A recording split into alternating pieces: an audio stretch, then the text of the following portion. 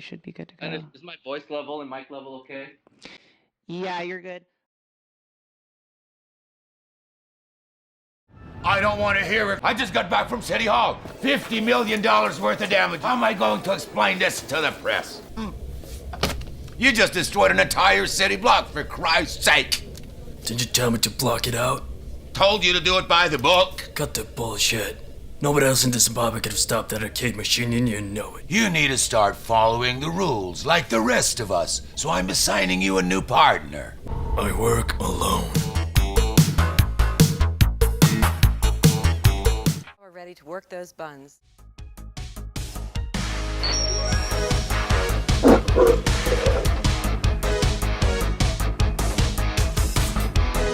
So you guys currently have the KI Pro up for sale again on the Arcade 1UP website, and I think that a lot of people feel a little bit confused about it, but I'm more curious, is this a remaining stock that you guys had, and how do you guys allocate that? And then additionally, is there going to be another numbered run of this unit, or is it done? Okay, so the facts are that we only created 500 units max total of KI Pro. That can be verified through bill of landing. We, out of the 500 stock, it's common practice for every SKU to reserve a number of units for parts and customer service and for marketing. And that's always the case. The reason why you see it back up on our website is because the allocations that we have reserved for those purposes, we chose to release them. But I guarantee you, and this can be totally verified again, that only 500 is made. I'll guarantee you that no more of KI Pros will be made. 100%.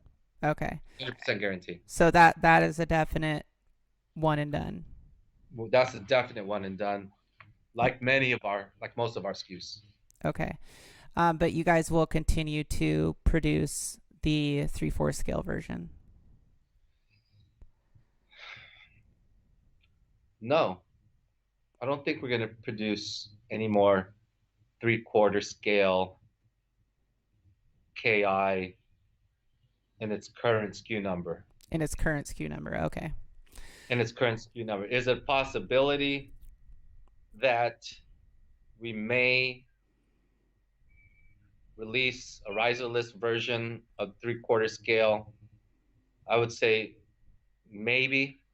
I don't know what the percentage of that possibility is. I think that as more people have got into playing online with KI and with Code Mystics, that update really blew up the sales of the cab, along with your guys' $299 sale, huh? It did. And so now if we continue to see demand for this, and the lobbies, as you know, have significantly increased. You know, do I foresee a scenario where we may release this maybe in a riserless? It's possible. I don't know. It's just a wait and see. Okay. So as far as the current SKU, okay, so just to clarify, KI Pro is done. Whatever's left, once it's gone, it's gone. It's gone. If we make 500, that's it. Okay. And your 3/4 scale version is once that's gone, it's gone. You guys aren't going to be producing anymore. And there is 100%. a slight possibility that if you guys foresee the market value in it, you may produce a deluxe version of KI. It's possible, yes. Okay. Correct.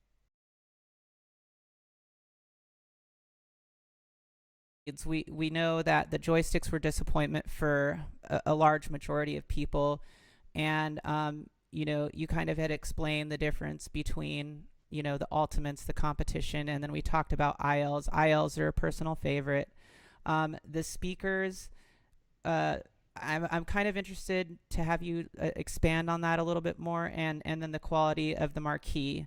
And when I talk about the Marquee, the graphic itself is nice, but it was like the manufacturing quality was not nice. It was very it just looked like it wasn't a quality print. It looked, I don't know, damaged. Oh, you're saying damage? Does it look like, was the graphics jaggy, No, like or was it a high the resin? graphics, the print, the actual like look of the Marquee is fantastic, but the print quality of it on the plexi is not fantastic. You can see like lines going through it, or there's blotchiness in some areas. And so it's not the actual graphic; it's the print quality. So, I think there was a close-up picture of it in my review video where Yeah, I saw that. yeah. Look, yeah, we're looking into it all. I guess the You know, better question would be to ask with some of these issues that have been mentioned at that price point. I think that took away from the price point for a lot of people. $7.99 would have been more ideal for what we got. But with that aside, moving forward, what is going to be the plan with quality control to kind of avoid or deter these things from happening? Your guys' customer service has come a long way, and I know that you can really reach out, and you may get a standard answer sometimes, but if you keep pushing, the customer service will respond to you and do something about it. But with that being said, what's going to be your guys' process moving forward to help avoid issues like this? Because I mean, these are really it comes down to it. You have one thing wrong with the cab, which is the joysticks, and then all of a sudden everything else starts to stand out even more, right? okay. Yeah, okay. So again, multifaceted question. Let me try to, take it one by one. And if I missed it, please let me know if I didn't answer the question. Most important part, what are you guys going to do moving forward to make this better? Okay, so moving forward with any of our product, we just got to make sure that we have better quality control prior to release, right? And to really just do better in that area. Um, and I think we made definite improvements uh, in some areas, and definitely there's also room for improvements in other areas. So yes, we're looking into the process to see like, okay, you know, what's happening here with the marquee that people are, bringing this to our attention, or the joysticks, So you say subpar joysticks. We included joysticks that were from Suzo Hap, right? And They so, they sucked though, John. okay, so I Suzo Hap joysticks are different from IL joysticks and are different from Sanwa joysticks. Mm-hmm, mm-hmm. We basically bought Suzo Hap joysticks thinking that was the best solution. Mm-hmm. Okay, we understand ILs are a solution, Mm-hmm. and that it is definitely a more expensive joystick, and we're looking into how can we improve in the next iteration. Mm-hmm. We did promote that this was Suzo Hap. A lot of people like Suzo Hap, a lot of people don't. A lot of people like, so there's even a debate. There's been a long time debate. This is nothing new. What's better, Suzo Hap Ultimates or Suzo Hap Competitions? I think it's been, in my experience, it's definitely been competitions. But go ahead. Yeah, no. So yes, so there is a big segment that says they like Suzo Hap Competitions versus Suzo Hap Ultimates. Mm-hmm. Of course, we know. I've been in the stick business long enough to understand, like, That's what she this said. has been debated and debated. The difference between ultimates and competition. Look at it. Ultimates. It's like a marginal price difference. I mean, I don't think that you guys did it deliberately. It wasn't for price. But I don't think that you guys did it deliberately. Like, I mean, that seems obvious. Like, why would you do that deliberately on something that is going to be scrutinized by the hardcores, because that's who you guys advertise it to? I do understand that people, that we see that people don't like or don't prefer or not used to Suzo Hap joysticks.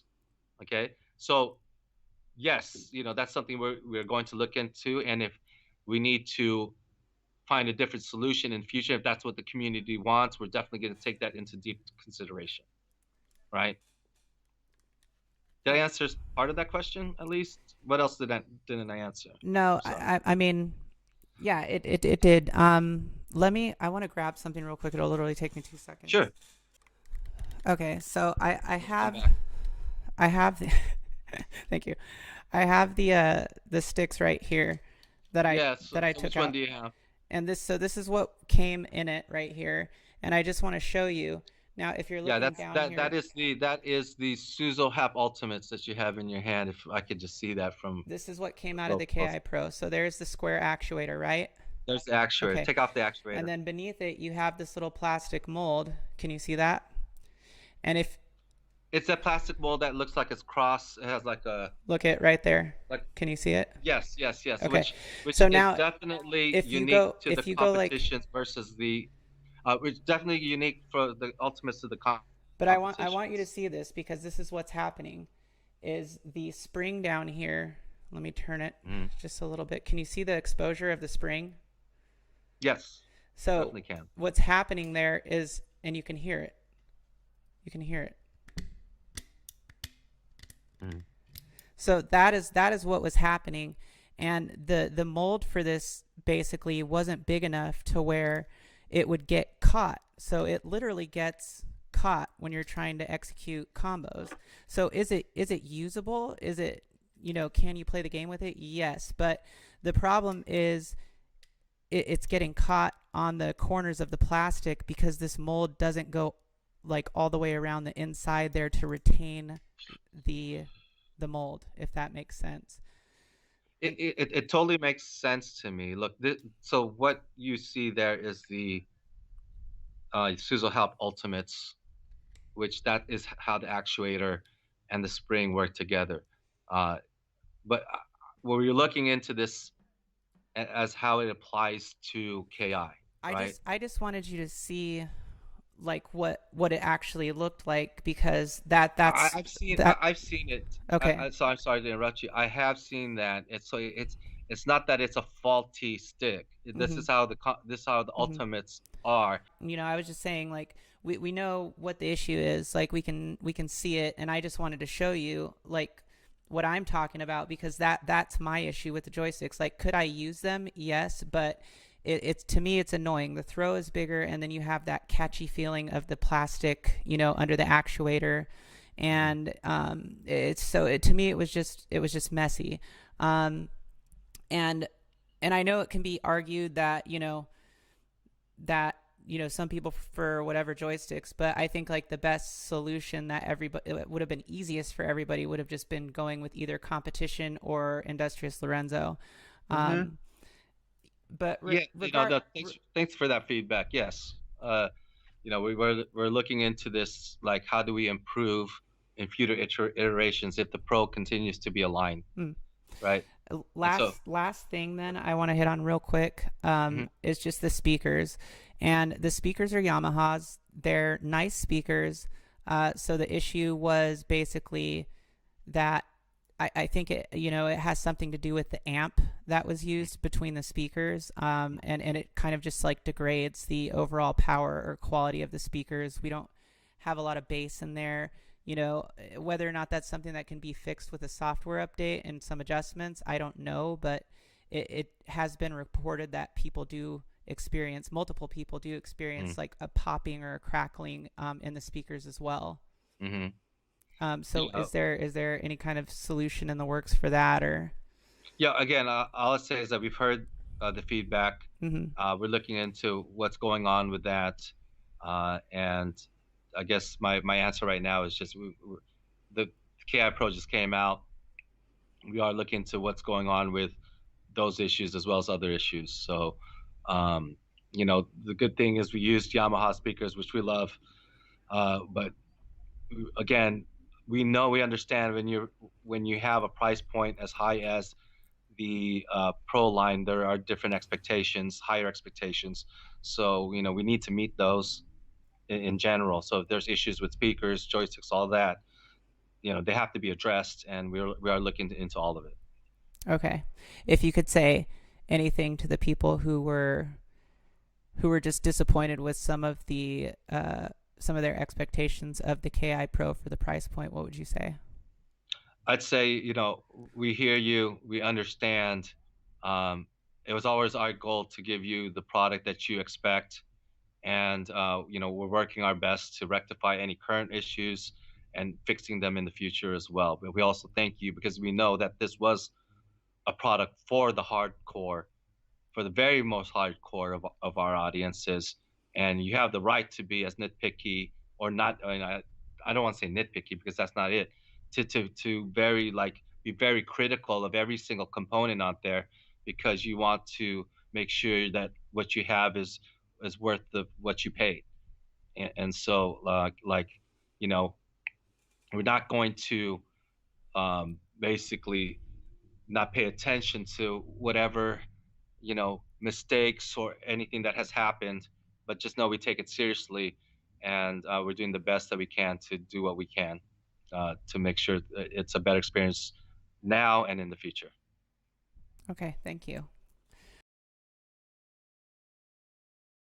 All right. Well, I appreciate you taking the time to answer like all these questions about 1UP and all the stuff that you're doing, but I'd like to dig in a little bit more into your background in gaming. And we kind of talked about your gaming origins, your first console that you fell in love with, and stuff like that. But tell me a little bit more about your life, as an adolescent, and kind of how you got into the gaming industry. I'm very curious. Okay, so I hate saying my age, but I'm starting to accept it. I'm 50 years old, right? Born in 1972. I believe a lot in fate, and destiny, and manifestation of that. Uh, I truly believe that I was destined to be in the place I am now, and I say this because 1972, Atari was pretty much born, and with the advent of Pong and everything else. So as a child, I think I remember I was maybe 3 or 4 when I first saw my first Pong machine, and just thought it was just magic, and I think I was hooked ever since then. And so I kind of that was a passion for me ever since I was that age.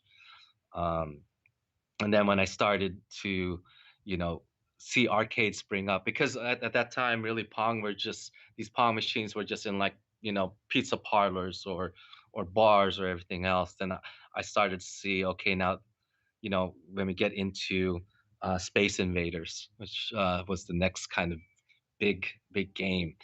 I got into that, and then you start seeing arcades, happening when I'm getting into, my childhood into early adolescence. I'm from the Bay Area.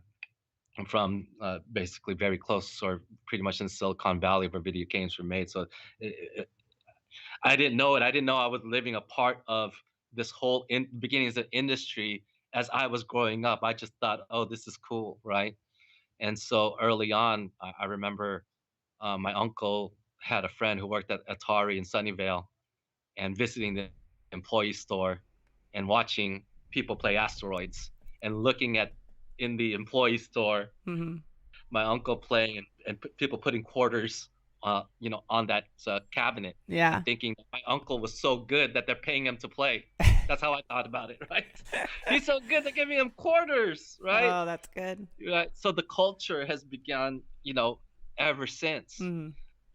and just me being so intrigued, and and having this love early on, and being a part of it at the place where video games began. I didn't really realize the significance and importance to it until much later on. So when I started going, then playing Space Invaders, and then playing the Atari trackball, football games, the black and whites, and going all the way into, I said, like Space Invaders. Then you go into the Pac-Man era, and then Mm-hmm. I I had an arcade about 3 blocks away from me, Mm-hmm. when I was living in Arroyo Grande in California. So I was lucky that my mom would just give me she'd give me $2, which was 8 tokens at the time, Yeah. and she would leave me there for 2 hours. So I had to find a way to spread those to make 8 that tokens. last, Yeah. right? At 8 tokens, 2 hours. I really had to watch a lot. I had to really be good at it. I only had this much to really get me through that. That was my childhood, and I guess I knew early on what I wanted to do, which was get into video games. Then you kind of fast forward all to this. Going into the Atari 2600 system. I talked about that earlier. How I wasn't able to get it, but I'll tell you something really interesting. Like the Atari 2600 was even hacked back in the day. Like I didn't even know what hacking was, right? I went to my friend's house and he had Atari 2600 and he had these green, what are those things that you put chipsets, like these chips on? He had a tray of this green foam and he had all these chips on these, right? He showed it to me. And then he had this basically device that allowed to clamp these chips on, and all of a sudden we're playing Pac-Man. Oh, okay. And then all of a sudden we're playing Space Invaders, and all of a sudden we're playing all these games, and I'm going, wow, that's interesting. This 2600 got hacked. Yeah. Yeah. And it's just, I guess it's showing that a lot of the culture that we're in, the origins have been from way back. So I feel like I grew up in the history of video games, right where it happened, and I'm very happy to actually, now that I realize and appreciate it more, that I was a part of that. Okay, and so getting into the Nintendo system, I remember before the Nintendo system that the game market crashed. And before the Nintendo came out, the game crashed after I bought my ColecoVision. I wasn't able to get my Adam computer. And then we all thought at that time video games was a fad. Everyone thought it was a fad. That's how bad the crash was, post ET, post all of that stuff. Right.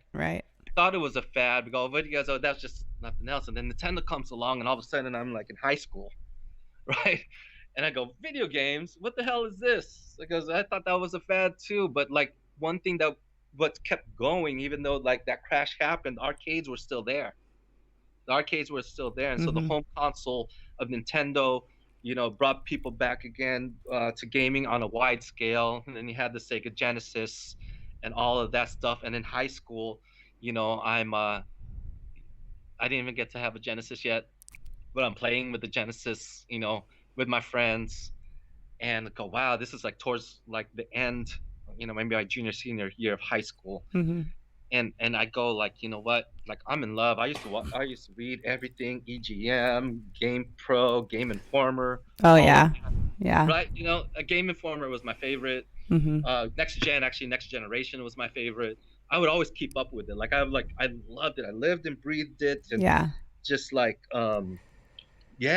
just fell in love. And I kind of always knew what I wanted to do. So when I got into high school and into college, right, I was like, what do I want to do? I was like, maybe not philosophy, but maybe psychology. And I go, nah. How about marketing? Marketing is like psychology. Well, how about marketing in video games? So I took, I focused on, I graduated from Sac State. I focused during that whole time on marketing, and everything I did in terms of, if I had a choice to do analysis or do papers on, it was always about the video game industry, the Sega versus Nintendo wars, or all that stuff. It was just, it didn't feel like work to me. It didn't feel like. Do you think that? Go ahead. Sorry. Do you think that you had cultural, subculture influences that went along with your the kind of approach that you took to your love for video games at that time, or anything that was going on in your life that influenced that?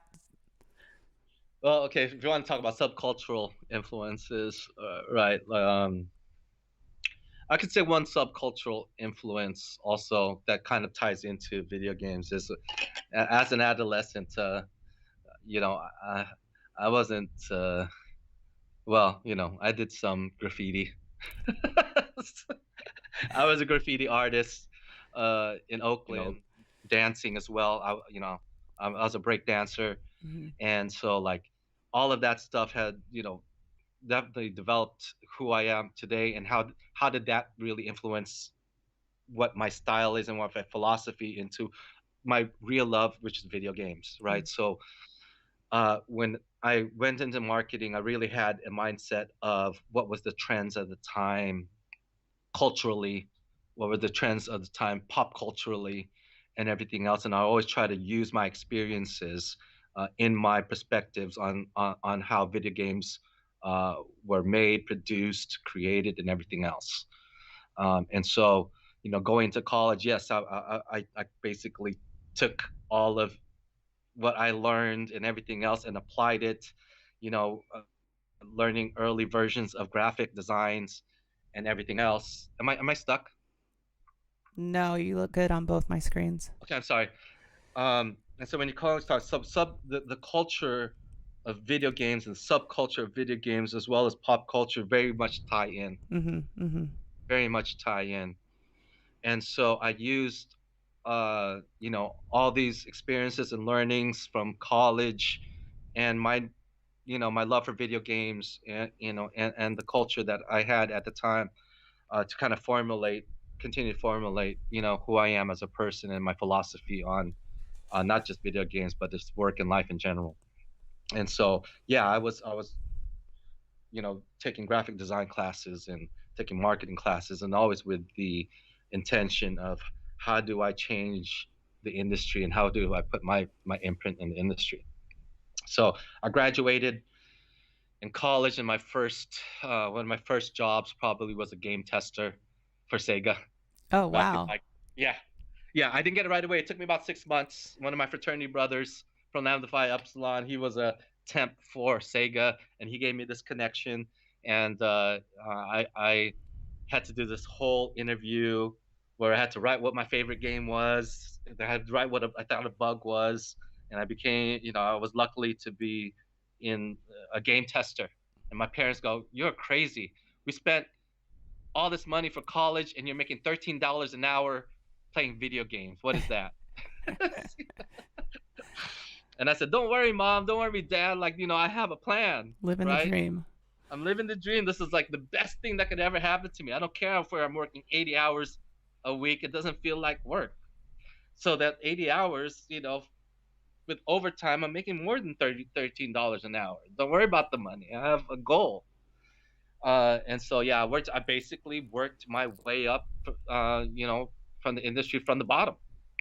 And I'm not saying that QA is the bottom. I'm just saying that from starting from Well, you got QA, to start somewhere. you got to start somewhere. And I always kept that goal in mind. So I worked at Sega in QA in games like anywhere from Saturn games and Genesis games, um, even Game Gear, um, Sega CD, uh, Saturn, like all of it. Like Hmm. it's crazy.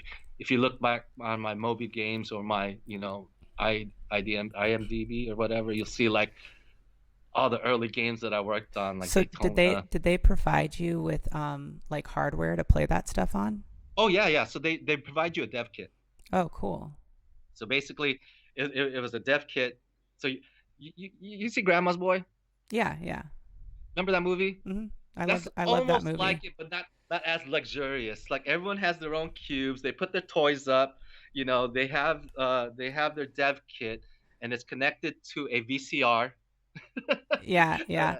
You know It's what? connected. I'm so COVIDed out from like being at home, and that whole last 3 years that we've experienced that I'm thinking in my brain Yeah. like, oh, he's doing all this at home, and it just occurred to me like, no, No. this is like the '90s, man. He's like, you are sitting in a cubicle doing this, so Yeah. that's I'm cool. So sitting. you'd go there and they'd have everything you need, obviously, right there. They have everything you need. You have a headphone. You have a monitor. You have a dev kit, and you have a VCR. And that VCR better be on all the time, right? Because you gotta once you play something and you test something, you've got to find the bug. You got to take the VCR tape, or you ask your lead, "Hey, check this out. check out this bug, and then you got to recreate it and all that. And yeah, that's QA.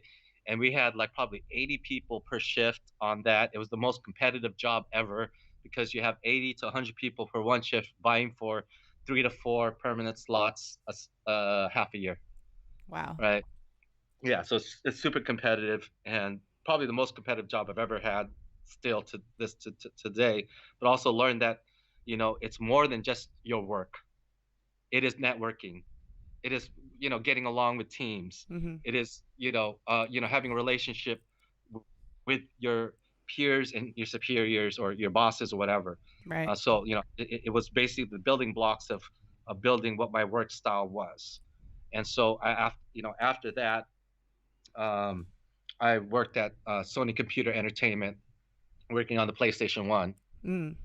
as a game tester. And was that like, were you involved in only the PlayStation aspect of it, or were you there when it was actually adapted to the SNES as well? No, so the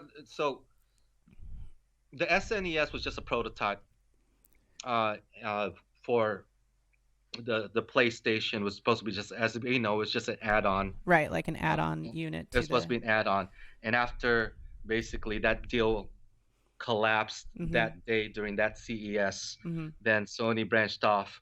Sony ImageSoft has branched off to Sony Computer Entertainment. They basically decided to create their own console, and then so basically a couple years, I think after that, I worked at Sony Computer Entertainment on PlayStation 1, working QA on third-party games. So I was like the lead QA on like Resident Evil 2.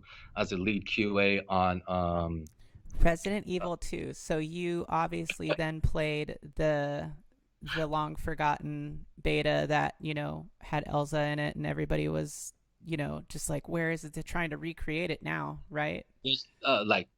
Yeah. So if I want to fast forward, like the remake of Resident Evil 2 was fan based, and I was a part of helping that to come to fruition. Like if you're talking about like Resident Evil 2, the unreleased version, that was never really shown to public. Right. But so did you play, like, at the time when you were in that development team, were you actually able to play that original version, like when they were? No. That original version was specifically for Capcom Japan, with just a few people on that development team. Okay. I was working on the PlayStation side for final QA check, and so when I say I'm the lead of the Resident Evil 2, it was when Capcom gave us the ROMs for final release. So that was my job to make sure Resident Evil 2 and a lot of games like Solid Snake. What's his name? What's it called? Metal Gear. Metal Gear Solid. Yeah. So I was lead to Metal Gear Solid, make sure that was ready for release. That was kind of my job. But again, like when you're talking about those unreleased games, that's really only played by the development teams in Capcom Japan. Okay, because that was originally developed, under the title of Biohazard in Japan, right? Yeah, like that's where it originated from, and then it came to you guys. Yeah, so it was Biohazard in Japan, of course, Resident Evil here in America, and so going from QA, I always wanted to be in marketing. So after a couple of years in QA from Sony, I got into marketing. And then from marketing, I was basically in the creative services department, because it was the design department and events department.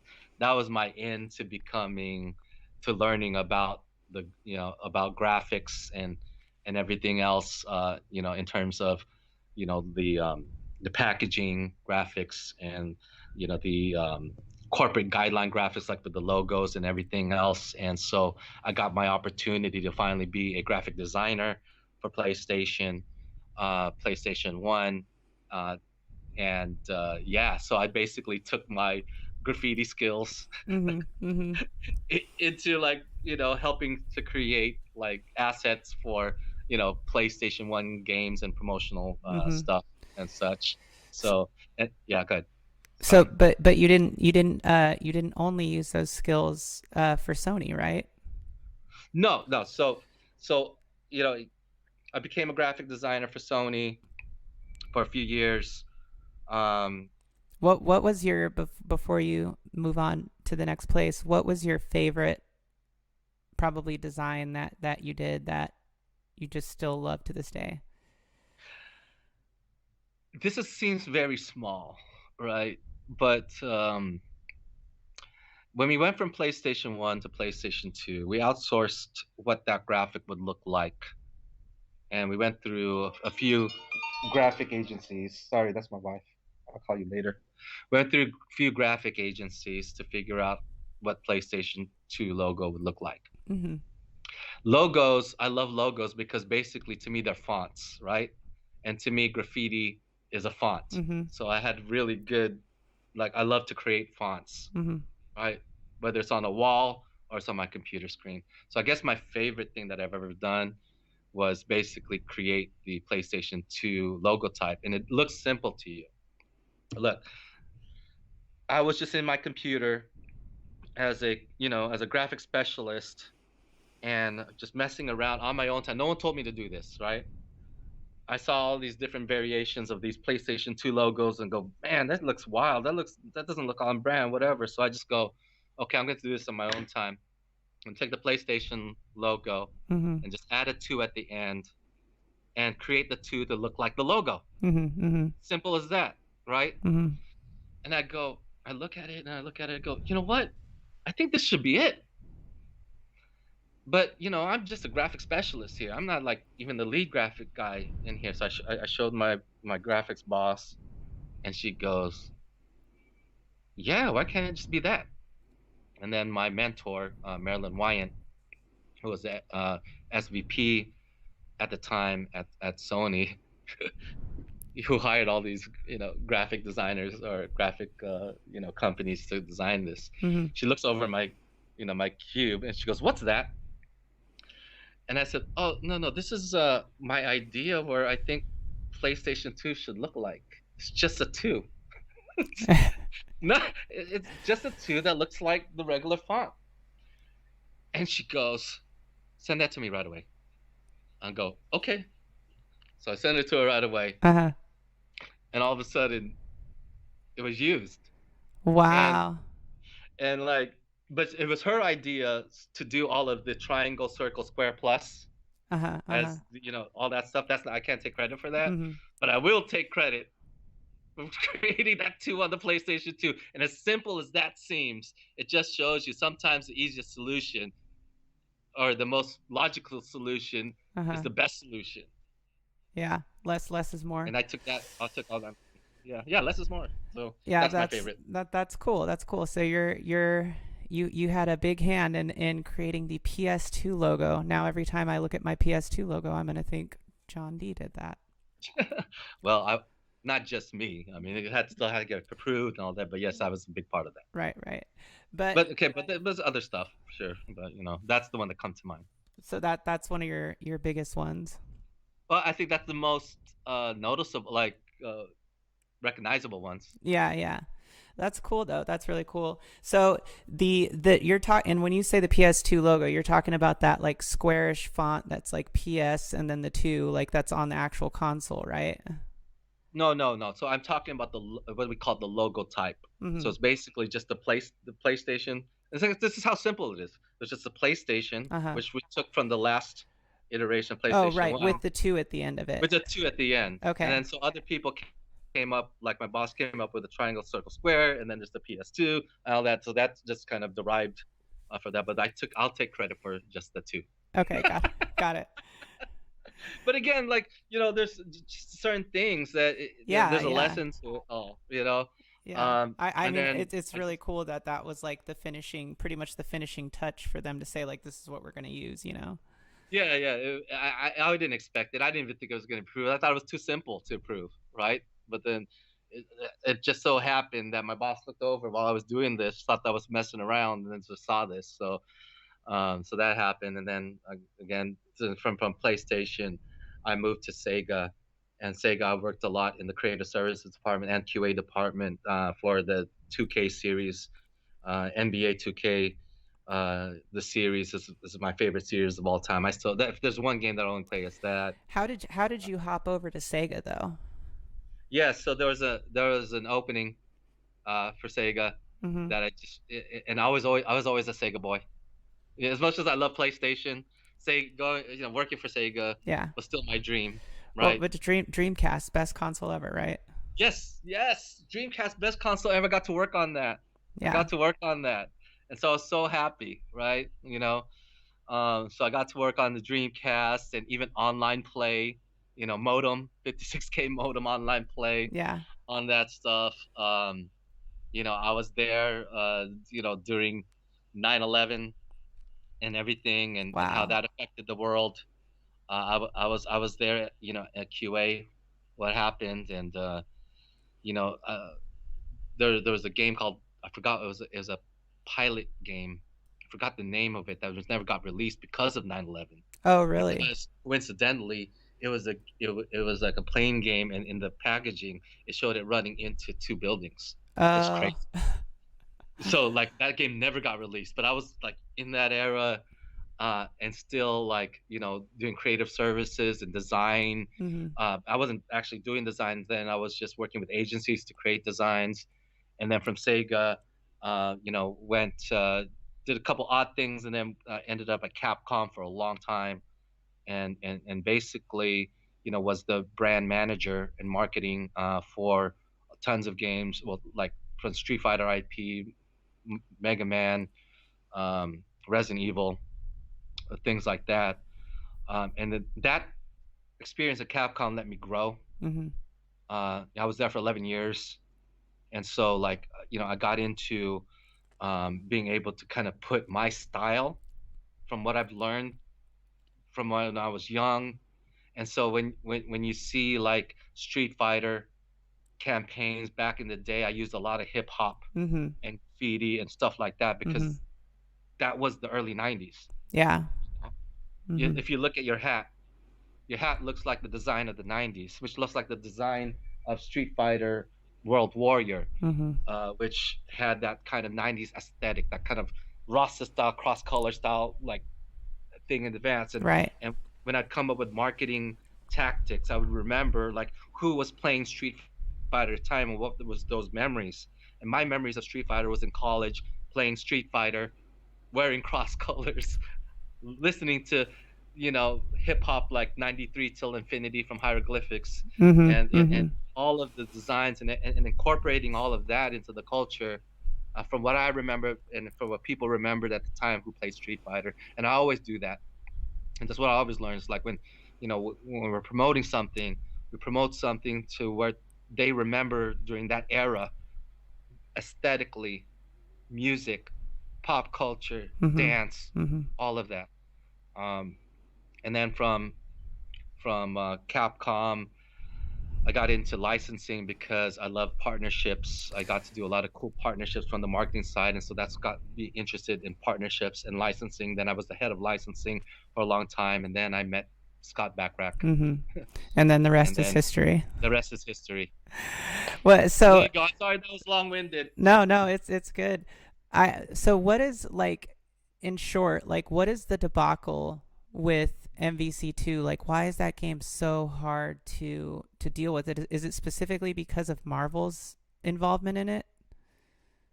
From the development side, or for what? From the licensing side, because I mean, like, for example, you can't buy. They haven't re-released it on like current gen consoles. You know. Right. With online play or something, and it's like, why? What is the issue with that? Because a lot of people want that. That's a long history. I mean, but is it more specific to like licensing issues that have to do? It's 100% licensing issues Mm-hmm. and relationship issues. Oh, okay. Okay, it's both. Again, there's only so much I can say because I was directly involved in a lot of it. Sure. But I mean, And- like, basically, that would be what is kind of like holding it back from actually moving That's what's forward. holding it back, is licensing. 100% licensing. Like the reason why you don't see it outside of our cabinets is Mm-hmm. licensing. Well, do you know why? Like, so you remember when they took it off of like the PlayStation store and the Xbox store? Like, Yeah, that's about 2000. I want to say 10 or 11. yeah, I think so. And what was the Yep, what was yep, the reason that they took it off of there since it was on there? Like, why did they take it off? I know the answer to this. If it's super, if it's like super. No. Just say that. All I could say is the contract expired and it wasn't able to be renewed. Okay. Okay, I can't tell more than that's than good. that. That's enough of an answer. I mean, you just say licensing and then you say the contract expired. Okay. Yeah. But the contract expired, couldn't be renewed, so it had to be taken down. Mm-hmm. But then again, Capcom was able to get it again. Yeah. For Marvel Infinite. Well, hopefully one day they get that back out on the store and it can go back on consoles, because it's just such a classic. Of course, we all know what the best version is, hands down, forever. The Dreamcast version. Dreamcast version will forever be the best. 100%. But it definitely would be cool for the online aspect. I hope so. I hope MVC2 lives on past our platform. I did my best to get it on my platform to begin with, but I wouldn't count on it. I don't know if I should say that. I'm saying I don't see it happening in the foreseeable future for various reasons. Yeah. All the more reason why you guys need to make it perfect. Exactly. We have a big responsibility, right? And so we understand that, and it's a huge undertaking. But are there any of those licenses that you know would never get a full cab physical release that you could maybe mention that might be kind of juicy, that people would be like, oh, cool, it's in the background there? That's a great question, Jade. I try, John. We acquire licenses for the purpose of trying to figure out how to use them. Right. Obviously, like what? Otherwise, what would be the point, right? I mean, unless you have a secret lockbox in your office where you keep a list of all these licenses and you open it every day and look at it and go, oh, we have all these licenses, and then just put it away and that's it. No, okay, so we do have a lot of licenses that we haven't yet used for various reasons. Okay, and I've said this before, like we're trying to figure out Qbert, right? It has to make business sense. But does it work on? Go ahead. But do you have, like, are there any that you have that you could mention, because they won't get, or it's highly unlikely that they'll get their own cabinet release? It's hard to answer that question because nothing is ever that definite. Okay. And I don't want to say anything is possible. That's not my style, right? But I'll give you examples of things that we have and that we have not. Don't you say that all the time though? I say that jokingly because I don't like to answer anything that says anything is possible. Cryptic. It's just what I say. Gotcha. But I mean, theoretically, in this world, anything is possible. Yeah. Right. Yeah. But it's not an answer. Right. Spiritually speaking, I believe anything is possible. Yeah. But having said that, you're asking me specifically which titles are we definitely not going to do anything with. I don't think anything in our library that we have licenses, our full library, that we intend to somehow release. Now, whether it is in what form factor that makes sense, or it could be in a digital download, blah, blah, blah. Right. Figuring it out. Yeah. Okay. So if there are some very obscure, when I say obscure, I'm talking about like titles that were popular during the 80s and 90s, but not necessarily have business sense to have their own cabinet by itself. Right. Various reasons, right? And so, like, let's give an example. I'm sorry to interrupt you. Like Afterburner. Everyone wants Afterburner, right? Mm-hmm. But there's challenges with Afterburner specifically. Sure. Not emulation. Anyone can emulate Afterburner. Yeah, it's the hardware. But it's like you know, it's not even hardware because Afterburner can be played on my toaster, right? Well, I'm talking about It's like the components. oh, the physical. Yeah. Yes. So I thought you were talking about the like the Oh, no, no. PCB. Yeah, you could play that on like a Yeah, no, Nintendo. you're right. You look at Afterburner. Try to make a replication of that without using plastic. Right? It's probably not possible. Right. Right? And I understand that using plastic molds and everything else is super expensive. Well, okay, look, let me pitch this to you real let's quick. talk about it. Let me pitch this to you real quick. You could Sure. take the Outrun format, okay? So look at Outrun. You have could one. cut off Uh-huh. the bottom half of it, okay? Okay. So cut off the bottom half of it, only use the top half of the model, and then make a separate, piece for it to kind of give it that stand look, right? And then where the steering wheel is, just stick a flight stick in there, and there you go. You got your Afterburner. I wish it was that simple, Jade. I wish it was that simple, right? Like what we try to do. Look, the reason and the appeal of our products is that they look close to what we remember them in the arcade. Yeah. Well, and but you know what? In the beginning, you had the very standard, substandard design for everything, and now substandard. Yeah, but now, I mean, at the time it was it was very new and it was cool, but you know what I mean. Like now, from a perspective of where you guys have evolved to, obviously, I totally understand what you're saying. Like you guys are, the community is gonna want something that looks or is highly representative of the original arcade stand-up or sit-down 100%. version. So Correct. I get that. Yeah, and I use the example of Afterburner because I can use that for a lot of titles, right? Because like I love Afterburner, and there are like a couple considerations, like what do you add to it? Do you add Afterburner to Space Harrier and all that? Does that really make sense with the the control? I think so. Of that side, it could be, right? But Thunderblade. Again, well, yeah, but see, then Thunderblade it uses I think Model 2, if I'm not mistaken, versus an old Sega system. Even before System 32. It's like, okay, if you're gonna put that on there, for Thunderblade, you got to make sure that you have games that are like in that same emulated hardware that Sega did.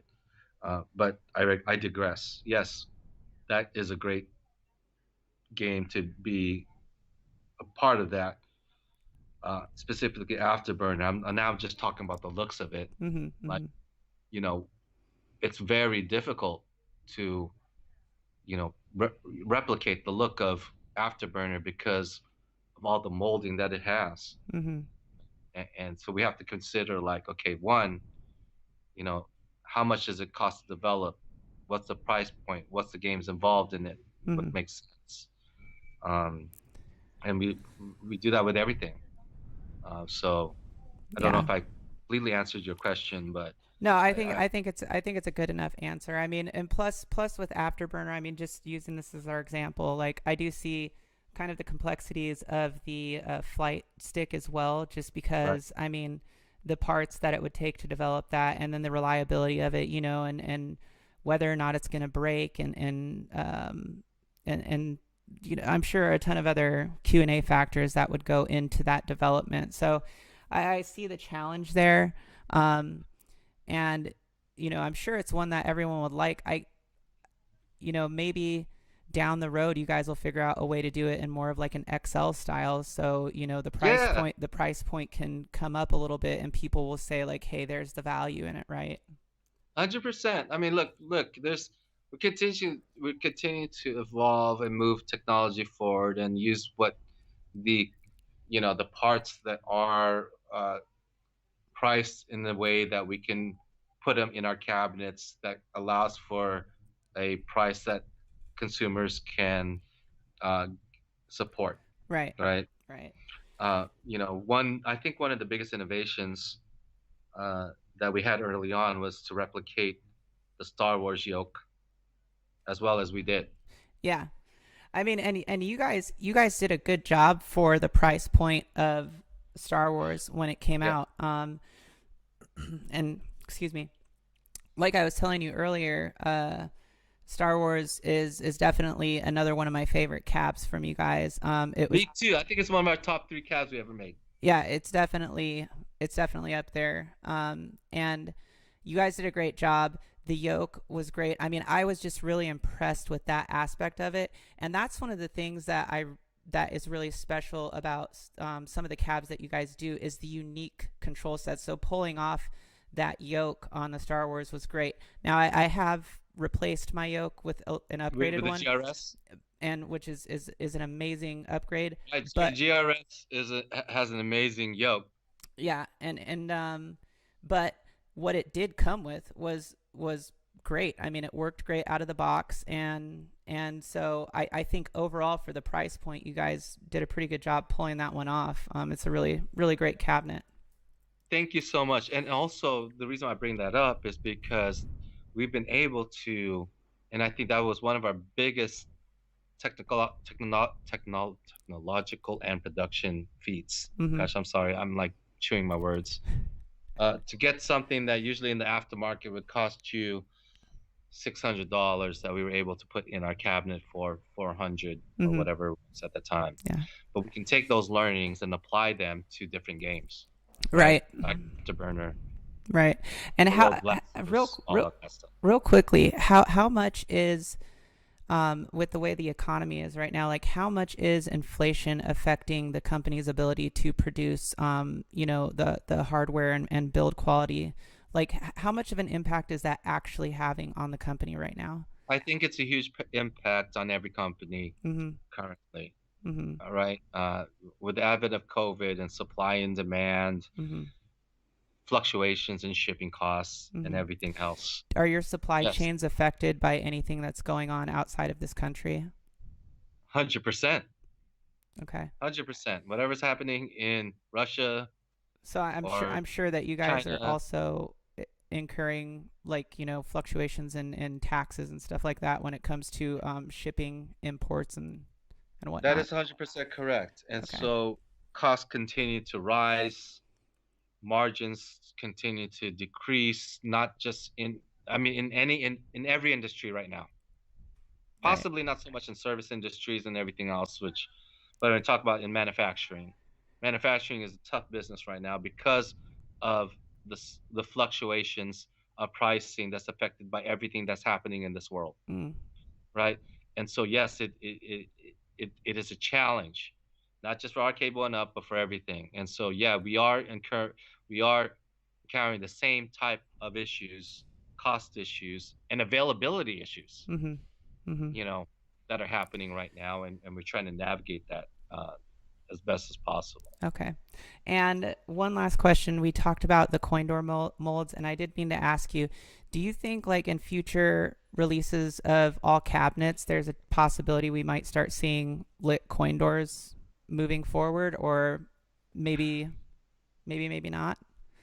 Optional It's sometimes? Look, let's. I'm not going to say that in the future we will always have lit coin doors. Mm-hmm. I think there's a process to it, Mm-hmm. depending on costs and everything else, Mm-hmm. right? Mm-hmm.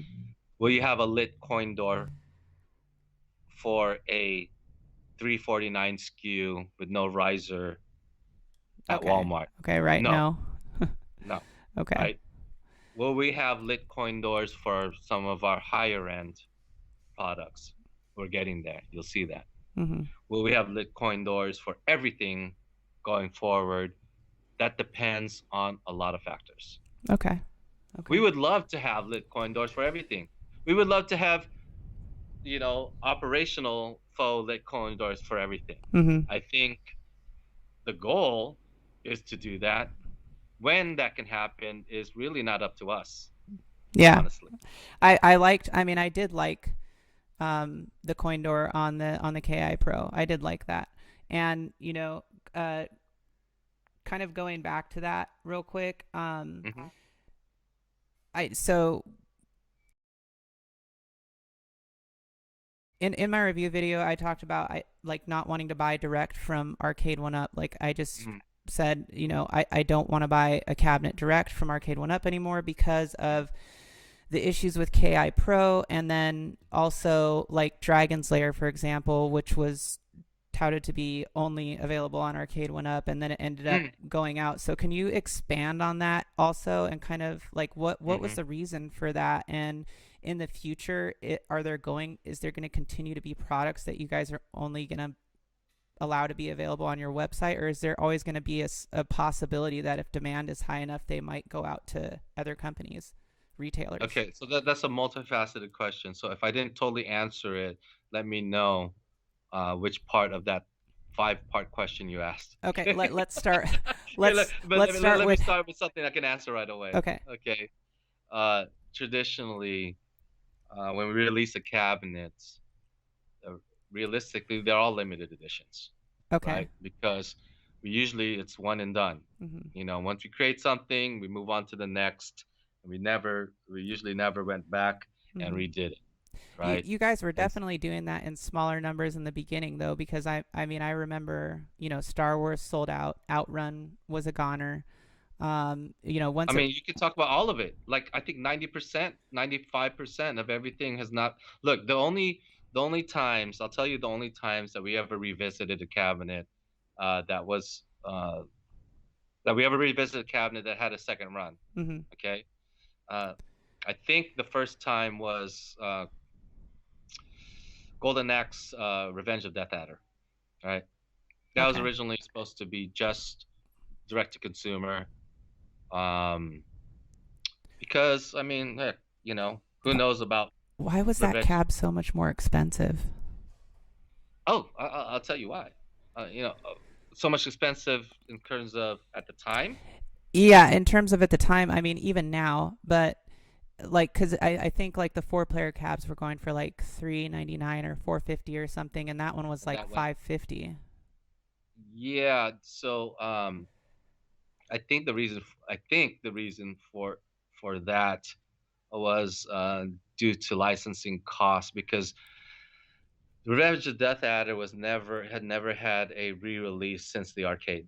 Oh, okay. Right? It never had one. And we knew that this was a super hardcore title, and we wanted to respect. And that's why it was a 4-player panel. And even though there was that one game that was only took advantage of it, we really wanted to recreate, how it looked in the arcades. And for the very first time, we released that. So that's part of the reason why it was more expensive. But also, it was originally intended to be for the hardcore consumers, and that's why it was direct to consumer. Okay. Right? Because when you're talking about selling into Walmarts and Targets and Best Buys and all that, they don't know what the Revenge of Death Adder was. Right. They didn't even know what Final Fight was. Yeah. And so I think that was the first time where we went back and said, okay, we need to do another run because our retailers want it, right? And then I think the next time was Dragon's Lair. Right, Dragon's Lair was fully intended to be just direct to consumer. I'm butthurt about that one. Well, it's we. I don't think we ever said it was ever only going to be. Did we ever say that? Yes, it was you did. Only, yeah. Okay. But then you guys dropped the price by $100 too. That's the part that I was like, okay, really?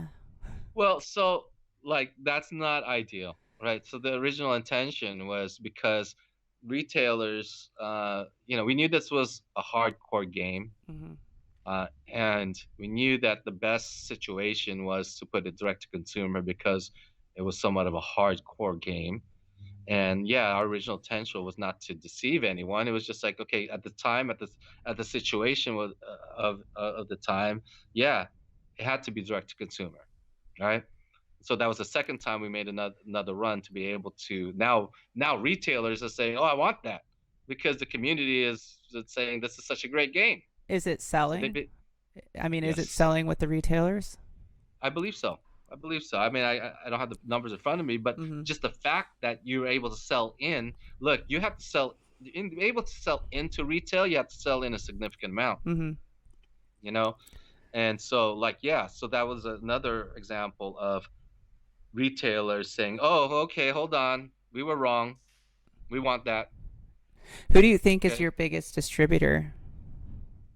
Well, so Kokum is our number one distributor, Mm-hmm. which services a lot of retailers, Mm-hmm. right? We're talking who our biggest Who do most of retailer your is. who do most of your arcade or most of your Yeah, units go to as far as like retailers, like Face, like Walmart, so Target? so in terms of brick and mortar, it's definitely Walmart and Best Buy right now, right?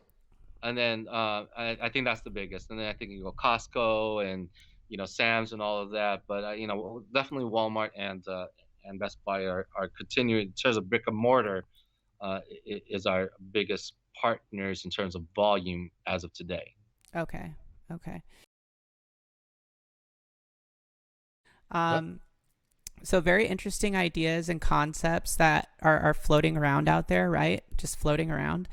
And on that note, have you guys considered, or can you say anything about whether or not in the future Arcade 1UP may offer an actual arcade platform with licensed Arcade 1UP games that you can download to that platform? Like as a model. And then I understand. I understand what you're saying. Yeah. I have to think about this. Well, Our model. Can I tell you something really quick? Sure. So I did a live one time, and Ralph was in there with me, and we were going back and forth on this idea of, Arcade 1UP should think about having a business model where they do offer a platform, for example, a Capcom like big blue cabinet that is an XL size and offers you basically a downloadable platform of all the Capcom games that are licensed to Arcade 1UP, and possibly more, but essentially you have this platform that's a really pretty representation of a Capcom cabinet, and then you have the option to download more games and stuff like that. Right. I would say half of the appeal of our arcade games, arcade machines, are number one, the look of it, the size and everything else, the representation of the original arcades, and then half of it is the emulation itself, and then another portion of it is taking that to the future and bringing it online.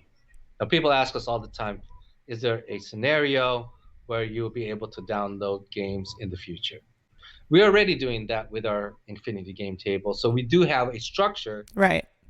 The infrastructure is already there. To do that. We can implement that anytime, right? But you have to figure that Steam has millions and millions of people in their platform, right? Xbox, PlayStation, Nintendo Switch, right? Have millions and millions of people where it makes sense to do a digital download model, right? But here's what sets it apart, because I just want to make sure that I kind of clarify this. Here's what would set it apart for you guys. You guys do reiterations. Excuse me. You guys rehashes. Rehashes, reiterations of certain legacy cabinets, and I'm saying, what if you had your sale model for particular certain legacy cabinets was something with a downloadable platform that was a little bit more, just had a little bit more oomph to it. So like whether it be a deluxe or it be an XL style, and it's something that is based on that platform. Example, Capcom or Namco Bandai. Right. Okay, so let me ask you this. And then you guys are still producing your other... We're still producing the one-offs. Right, like Ridge Racer and stuff like that. I get it. Okay, so yeah, we are considering that, but are you suggesting something like an IR arcade, but with AAA titles and licensed? Is that what people want? No, I don't think like the iArcade, because I think the iArcade is more like a Steam platform. I think it's more specific to arcade. People are suggesting like we have something like iArcade where it's just one platform and you can download a whole bunch of games in there. I don't know if I'm misunderstanding. Well, because it would be specific to that platform. So Capcom, Okay. Right. Like And Capcom Capcom is on different platforms like Steam and PlayStation and Xbox. right, but since you guys have arcade one-up versions of all these Capcom games essentially that are licensed to you, right? Mhm. And that you guys run in these cabinets, then you could take like your library of all those games, apply them to, like I said, like a Big Blue XL or something. Mhm. This is just an example. And then With the also ability to download more games. with the ability to download additional Capcom games as they are or as they get released. So I do like that idea. I think that from a business model, that it makes sense once you have a significant user base, Mm-hmm. right? Right. So like if you have a million, Capcom Big Blues out there, and we provide the ability to download a pack for $9.99, Mm-hmm. that's super successful, right? Once we get to a good install base, that's something that is more realistic. Mm. There's two ways you can do it, right? There's one way where it goes, okay, I have a Big Blue, I want more games. I don't necessarily want to pay another $4.99 or $5.99 for another cabinet, right? Right. So, like I want to download packs that are, more obscure and more hardcore games, and I can buy packs of $9.99, $14.99, and $19.99. Correct? Right. Yeah, I could foresee a future for that as long as we have a good install base. I could also see alternative of taking those games uh, that we do have rights for that we won't ever put on a official arcade, but making it so you can downloadable on multiple platforms, including Arcade One Up. So that's one way, or just doing, hey, you have a championship edition Big Blue. Once if we create more, and that's why we are creating more cabinets that include, Street Fighter and all that. So maybe there is a time where you can download more games into these games for additional profit and everything else. We just have to get to that point where the user base is big enough and it makes financial sense and Right. everything else. So that's Well, and the best. I think that it way. wouldn't be, it would only be like one or two cabs that you guys would do that with, ideally, because look, Street Fighter can be consolidated. I mean, how many Street Fighter cabs have you guys made? What, 5, 6, 7 iterations or something? Something like that. And it's been, it's been a lot of evolution. There's been different games, and then you guys had like Final Fight, which had, a set of games on it. And so, Yeah. if you had one because you guys obviously have a big library of Capcom games. So if you had one All of them. platform that was capable of, downloading packs for Capcom games, and that's like the Capcom platform. And then you have like a Namco Bandai platform, and those become your legacy platforms. And then you guys are still developing, these other cabs like Tekken or Ridge Racer or Daytona, whatever it is, but that's outside of like kind of your guys' base legacy system, which is still profitable. And you also are consolidating, having to have, all those different versions of these Capcom cabs to get those games, because now you have this one nice kind of platform for it. Totally considered. We're looking into it. I definitely see a need because we have a full library of licenses with games that like will never appear on its own Right. in a traditional cabinet, but like a whole bunch of games, cool games like San from I love San from Capcom and all that stuff. But yeah, you know what? That is being considered. I believe we'll get to that point.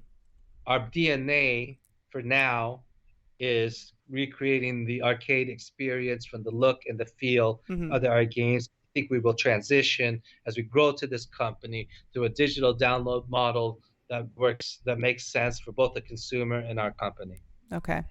Yeah, it'll be interesting to see where that goes, just because that's the whole thing about the legacy stuff, is that you guys have gone, in what, 4 years now, 4 years. You've had all these iterations, and you have so many good licenses from Capcom and Namco Bandai that you guys could just make basically two really good looking cabs that could represent that legacy series and do something like that. I think it would be cool.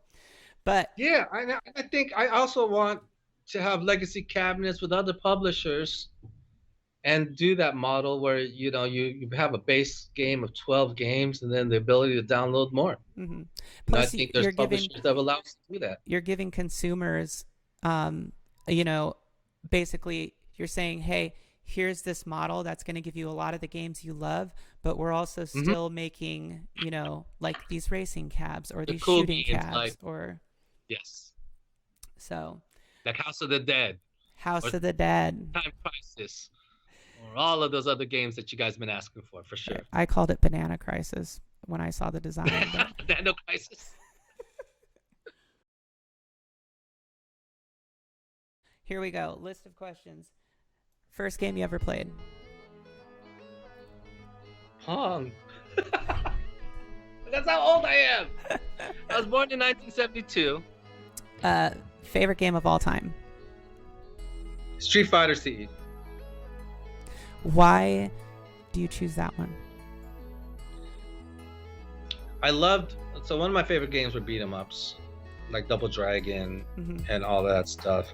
And then I liked Karate Champ because it was the first one-on-one game that you can, basically, that was the precursor to Street Fighter. But I love that game because it was a true 1v1 game where you can test your skills against someone in a fighting game. Yeah. Right. And then it evolved to Street Fighter 1, which I hated because it was so hard to play. And then when Street Fighter 2 World Warrior came out, it was like everything I wanted in what did I say? Karate? Did I say Karate Champ? Not Karate Champ. I'm tripping. Karate Champ was the first 1v1. Yeah, Karate Champ, the first one-on-one, right? Yeah. So World Warrior reminded me of everything that Karate Champ that I wanted because it had more moves and flexibility and animations and different styles of gameplay, right? Even though Street Fighter 1 had that, but it just was super hard to play. So that was my favorite game because I love the character designs. I love Guile's haircut. I loved all of that stuff, but it was so unbalanced and like it was unfair because I knew how to exploit all of the Guile tricks like the invisible throw and the handcuffs and all that stuff. But when it came to I'd never seen this before in the arcade industry where they would update a game to make it better for fan service, which was a Street Fighter Championship Edition, which added the player versus player as well as the as the bosses. And now and what I loved about that game is because you can everyone had their own style.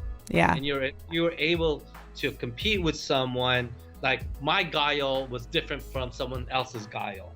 And just because I can beat one person's Guile doesn't mean I can beat another person's Guile. Right. And it was just that kind of, I saw it as like a chess game, like rock paper scissors all the way up to chess. Yeah. And so I always, because that was the game that I played the most, that I've loved right when I was in college. I'm so old. I was in college when what happened. I spent so many quarters on it. There's this whole culture and like you could actually get beat up if you actually tick through someone. It was just funny, this culture they have with Street Fighter 2 Championships Edition. It will all forever be my favorite game because of my memories, my college life, and how it still holds up today. Hey Jade, you know what? I thank you so much for allowing me to be on your show. Anytime you want me on your show again, let me know. And I appreciate it. I 100% support you and love what you do. So. All right, John, you take care. You take care too.